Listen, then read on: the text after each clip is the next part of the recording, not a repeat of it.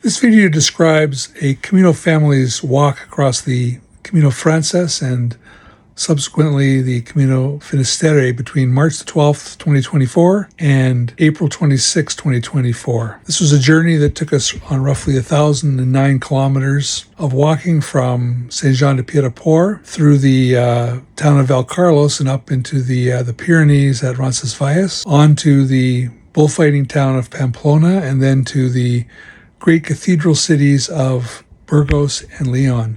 Sandwiched between the cathedrals, we walked across for about 10 days the long expanse of the Meseta, the central plain in Spain, similar to the Canadian prairies. From there, we journeyed up the long uphill grade into the Calabrian Mountains, ultimately getting to the peak at O Sobrero, a site which for us ended up being one of both great euphoria and tragedy. From there was the walk down to the great entrance into the town of Santiago de Compostela and the cathedral there. At that point, we ended up on a 5-day, 150-kilometer dash out to the coast at Finisterre, and what has to be one of the great endings to a Camino ever in terms of just the extraordinary weather and sunset conditions that happened as we got there.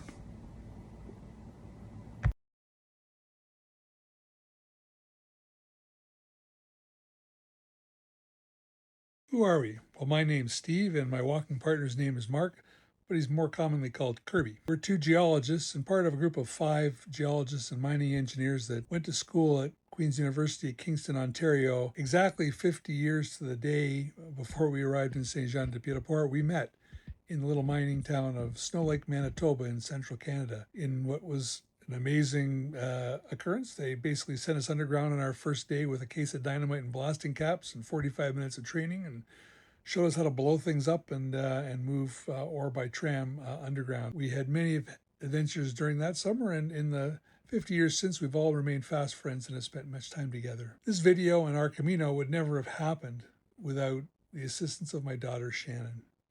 Shannon was the source of safety for us every day, kept us in touch with the world, produced all the videos that we put online under the Trilobite Tour website, and ultimately was a source of great inspiration for everything we've done. This video is really her creation, and we're so thankful.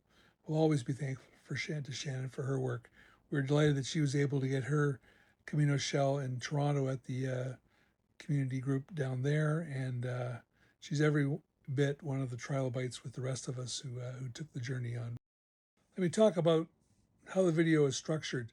So it's broken not so much as a travelogue, but into chunks about the things you do on a Camino. The first part is about the walking, then it's about the community, the Camino family, the people you meet along the way.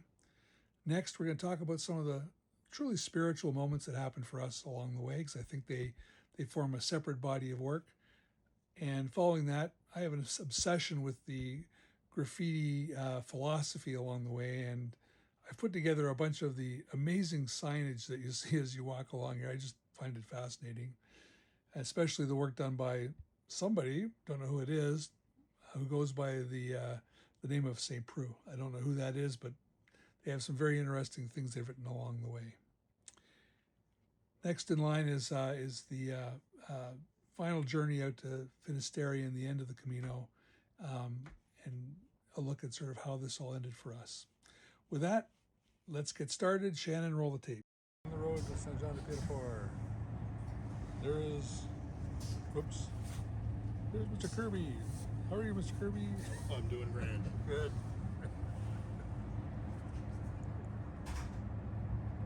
Hey, Mark, what are you doing? I'm rescuing this.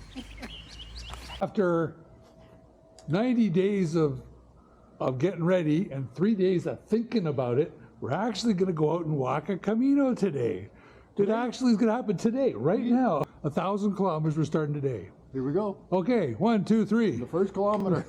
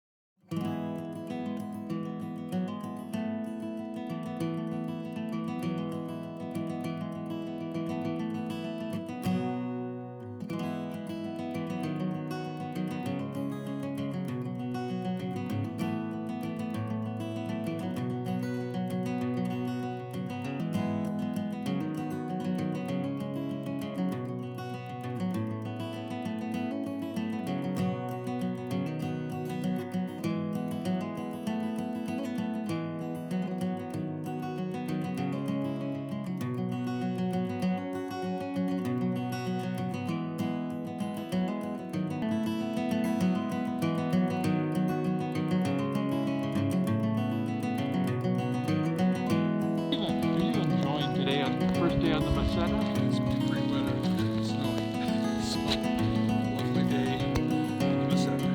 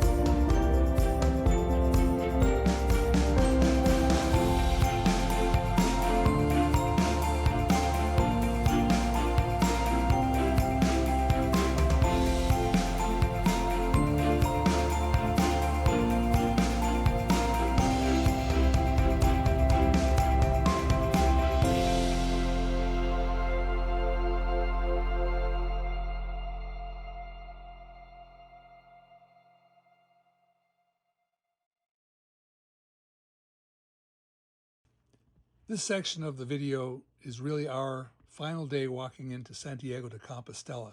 You saw those pictures in the dark. We were all up before dawn, too excited to sleep. And you can see by the euphoria in everybody's faces what it feels like to be entering the cathedral city. This is on top of the hill where you first see the cathedral, and it really starts, the emotions start to really build at that point. The very excitable guy in this photograph managed to walk too fast, and I popped a hamstring on the way down the hill. It only bothered me for a couple of days, but still, it sort of is emblematic of just how much emotion there is as you approach Santiago de Compostela. So the next piece is going to be our actual arrival at the cathedral, and all the things that happen as you see the crowds that build there, and you start to see all the events that are encompassed in arriving at the cathedral.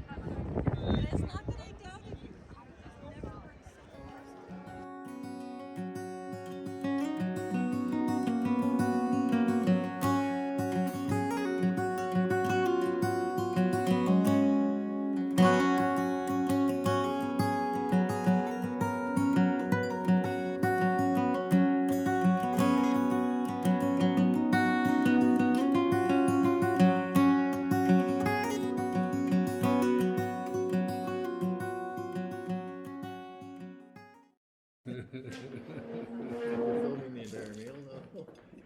You're not filming the whole thing, are you? Oh yeah. It's going directly up your nose right now.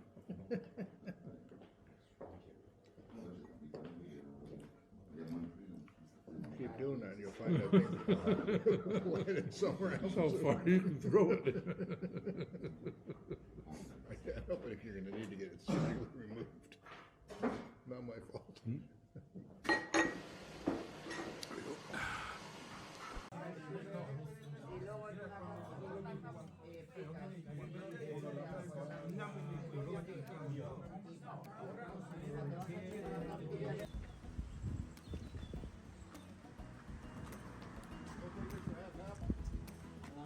Yeah, thank you.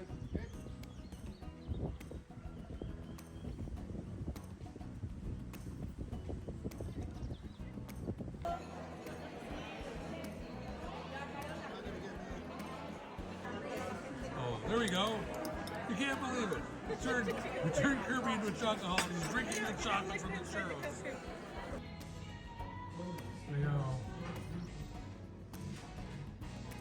Hello, Kirby's nose. Hola. We're very happy to have made it the journey. Yeah. We were at university together and lived together for a couple of years. In university with 3 other It'll guys. take me a moment Where to, did you- to Where did press you for go? the details. Queens, Kingston, Ontario. Oh, okay. Look at a Lemon wow. grass? Yes. Okay.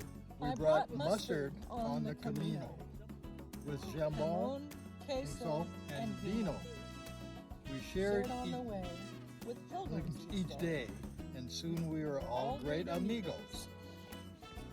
So you may think that the Camino is really hard. This is what it's really like. You walk into a wonderful town like Vienna, I think I'm pronouncing that right, Vienna, and you meet wonderful folks running the Pilgrim Oasis, where you get to have your feet soaked, have lunch in a place that looks like this. It is absolutely awesome. Who'd have thought you could find places like this when you're slogging up and down hills all day? Buen Camino! Buen Camino! Where's Albergate?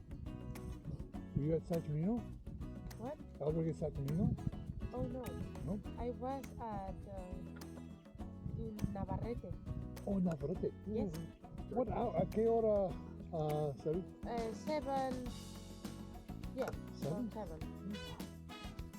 Wow. You're from Logroño. No, no, Mendoza. Okay. Yes, beautiful. It was nice, slow breakfast. Yeah, great.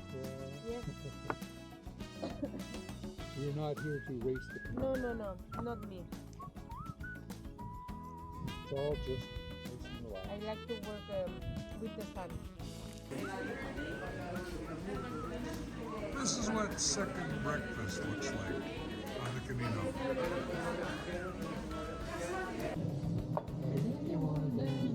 It's funny, I think my hardest day was actually the Lord Day.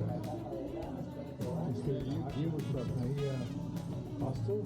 I don't know what happened. I was just like, just shoot me now.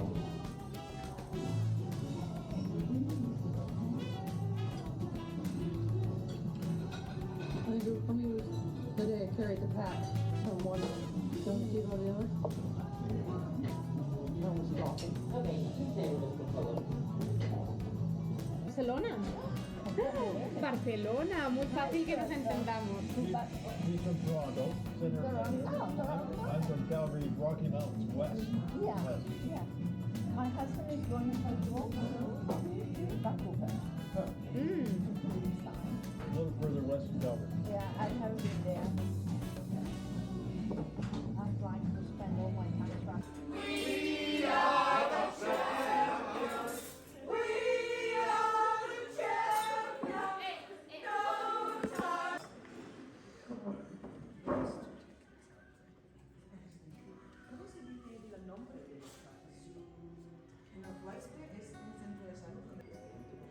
I'm taking a video. You can just keep going.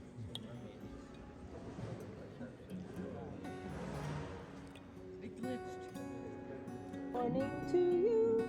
We're all in our gear with smiles ear to ear and ready to walk ridiculous distance. That's pretty good.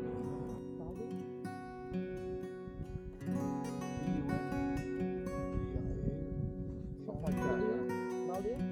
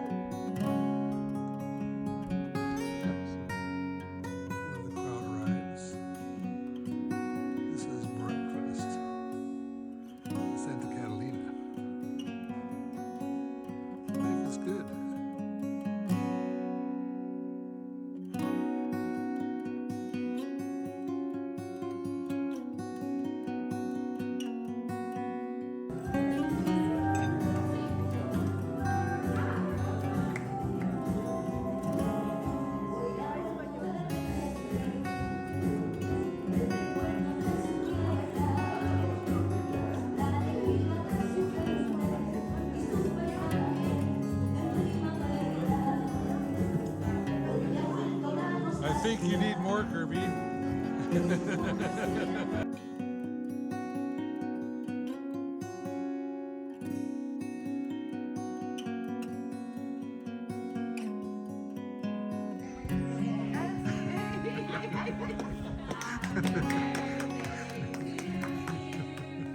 Happy birthday, dear Kirby. Happy birthday to you. Hey! Every time this happens, you have to get a year older. Now you're 55. Now watch this.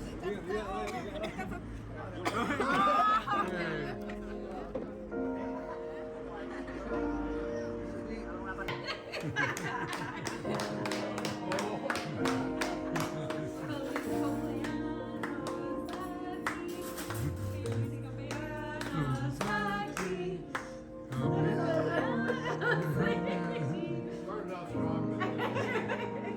More wine.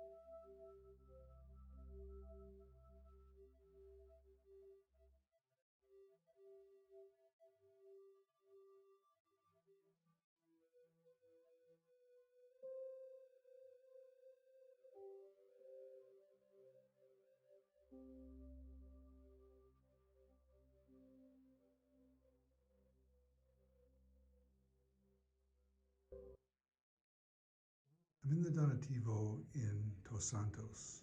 We're about 250 kilometers in. This is a, I don't know, close to 1,000-year-old parochial building for the church here. And this has been a place for pilgrims for many, many years. This is the, I guess you'd call it a chapel, the very, very top of the building. And when you stay at a Donativo, these ones in the center part of the first 250 kilometers, this is where they hold reflections every night. I'm not going to go into sort of the details. I think it's part of the magic of coming here, but it's just a completely remarkable location and a place where if you have an opportunity to come and experience this with a group of friends that you'll make along the way, it's so worthwhile.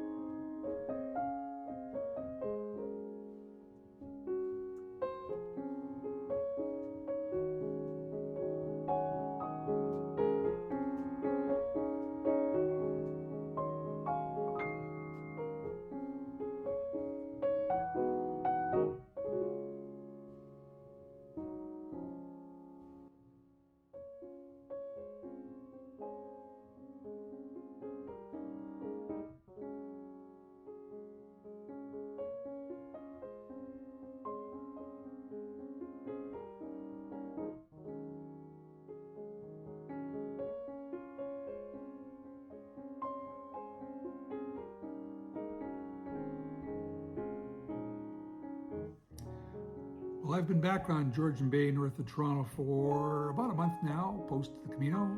Had a chance to reflect back on the journey. And in that time, Shannon and I have been working on this video. After kind of reviewing what we've put on tape, seems to me I've left a bunch of loose ends. So this epilogue is designed to kind of tidy up some of those points and have a few comments about what it all meant to me, and maybe that's useful to others as they're considering walking the Camino. So let me start with the big question that seems to come up at the start. Why are you doing the Camino? Well, I can report that today I am no clearer on an answer to that question than I was when I started. Maybe I'm just like a Canada goose. I am designed to fly south in the winter, and my flying south of the winter happens to be walk a Camino. I know that after I saw the first peregrinos coming out of the woods in Ponferrado about 5 years ago, from that point on I was completely compelled to do this, couldn't get it out of my head, and so this was going to happen one way or another, and that's just a reality. Now, while I can't answer that question, maybe we can use one of those St. Preux quotes. If you haven't got the right answer, maybe you haven't got the right question. Well, maybe the right question is, why would you do a Camino again? Well, and to that, I do have an answer. This is such an extraordinary experience. What you get out of this is so much greater than what you put in. Why would you not return and do another one? This is such a fulfilling experience, something that really gives you the time and space to think deeply about lots of things, even if you're not trying to fix something or you have a problem to solve. For me, this was very retrospective. I was just sort of thinking back on a life of almost 70 years and, where I was and what I'd done. And there were lots of insights that came out of that made the journey worthwhile. And more importantly, by the time I was done, I was 100% convinced I was going to go back and do another one. So I'm trying to walk my 250 or 300 kilometers a month now and be ready to go for next spring. So that's sort of the first part of this, the why question and why again. How am I feeling post-Camino? Well, I don't really think I experienced anything I would call Camino blues. I actually was just completely filled with joy in the walking, and I came home feeling very, very positive about it and enthusiastically thinking about doing another Camino in the future. Did I learn things? It's very subtle, I'd say. Like for me, there were so many interactions, the people I met that I'm sure I'll be friends with for the rest of my life. Those are all things that were really important and were part of what was special about the Camino. But there were no epiphanies for me that would say, I should change doing the following in my life, or I should be adding some of this and so forth. I just came away with this feeling like, after all the cynicism that you experience in the daily world out here and in the real world, the fact that you have a community like this where every year 170 different countries are represented on the Camino, 500,000 people, and they have this bonding experience of shared community, that says to me that there's hope, that there's an opportunity out there to have something better happen than what happens day to day on cable news and what you see around it. So for me, it was really important. The ending of the Camino for us, it was such a remarkable moment. In that last day, I'm not sure if it comes through in the video or not, but when you sort of come out of the woods into this blue, beautiful ocean vista, that's quite remarkable. On our day there, when we arrived, it went from that to horrible rainfall within about 2 hours. We barely got to the hotel before it started. We almost didn't go out to Finisterre because it was so wet, but in the end we decided to take a chance and go out. And then you see that rather remarkable time-lapse video where Kirby and I are sitting on the rocks out at Finisterre, and we literally sort of seemed to be consumed by the sunset. It kind of felt like that. It was just such an incredible way to end 44 days of walking. It really had special meaning, and I thought it was, at least metaphorically, captured what it kind of felt like to be part of it. You really are consumed by the whole event as you do it. And finally, I want to end this talking about a few words, because words are really interesting. The first words are Buen Camino. It seems like a simple phrase, but I got to tell you, when the local Spanish people are saying that to you dozens of times every day with the great respect they confer upon all peregrinos, to be part of that and to have that expressed to you by people you will never meet or see again likely is really remarkable. It's a simple phrase. I wish there was some way of saying that same phrase in the public world today. And that I wish brings me to the second word, ojalá.